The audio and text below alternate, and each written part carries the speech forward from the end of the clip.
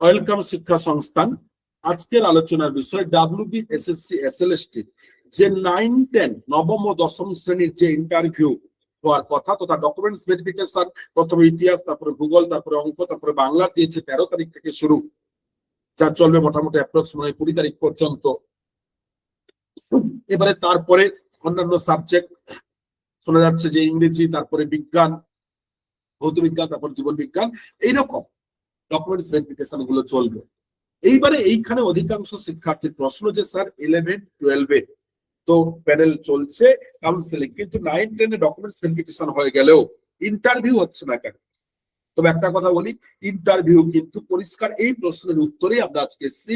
Interview 9-10 যা খবর, এখনো এই ঘটের মধ্যে মনে হয় না ইন্টারভিউ শুরু হবে। ইন্টারভিউ ভোট পর্ব মিটে গেলে অর্থাৎ আফটার 4th মে, 4ই মে অর্থাৎ 4 মে, মে মাসের 4 তারিখের পরেই ইন্টারভিউ পর্ব শুরু হওয়ার কথা। তাই এর মধ্যে ভেরিফিকেশন গুলো কমপ্লিট করে নিচ্ছে এবং 2011-12 এর যে কাউন্সিলিং চলছে সেই কাউন্সিলিং কিন্তু চলতে থাকবে কন্টিনিউ। এর আগে প্রাইমারি ইন্টারভিউ কিন্তু ভোটের পর্বের কারণে বন্ধ আছে। তাই 9-10 এর ইন্টারভিউ পর্ব যাদের প্রশ্ন বারবার স্যার ভোটের মধ্যে হবে না, ভোটের আগে বা ভোটের মধ্যে আর হচ্ছে না, আশা করা যাচ্ছে ভোটের পরেই কিন্তু হবে। তাই প্রস্তুতি দ্রুত শুরু করুন যারা এখনো পর্যন্ত শুরু করেননি।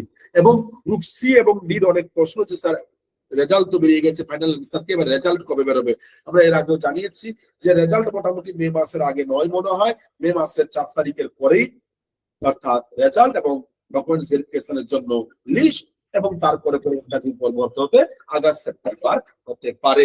তাই প্রতি মুহূর্তে এসএসসি SLST নতুন নতুন নিত্য নতুন আপডেটের তথ্য পেতে আমাদের চ্যানেলটিকে অবশ্যই সাবস্ক্রাইব করুন, শেয়ার করুন, যাতে আমরা প্রতি মুহূর্তে নিয়ে আসতে পারি আপনাদের ভিডিও এবং আপনারা দেখতে পারেন। ধন্যবাদ।